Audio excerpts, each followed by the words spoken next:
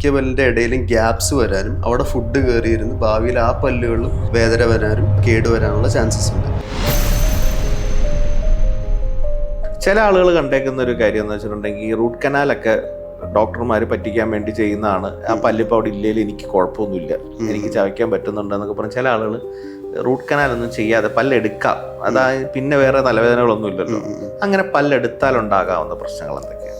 അപ്പോൾ നമ്മൾ പല്ലെടുത്തു കഴിഞ്ഞാൽ ആ സ്പേസ് വേക്കൻ്റ് ആയി കിടക്കും. ഫോർ എക്സാമ്പിൾ നമ്മൾ താഴത്തെ ഒരു അണപ്പല്ല് എടുത്തു കഴിഞ്ഞാൽ ആ സ്പേസിലോട്ട് മേളത്തെ ഒപ്പോസിങ് അണപ്പല്ല് താഴോട്ട് ഇറങ്ങി വരികയും സൈഡിലെ പല്ല് ചെരിഞ്ഞു വരികയും ചെയ്യും.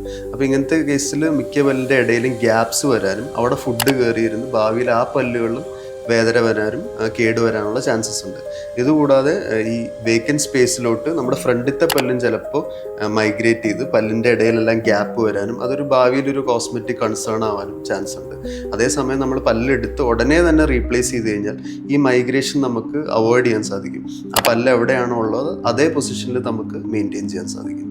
അതുകൊണ്ട് എടുത്തു കഴിഞ്ഞാൽ ഉടനെ തന്നെ ഫിക്സ്ഡ് ആയിട്ട് റീപ്ലേസ് ചെയ്യാനാണ് എപ്പോഴും നല്ലത്.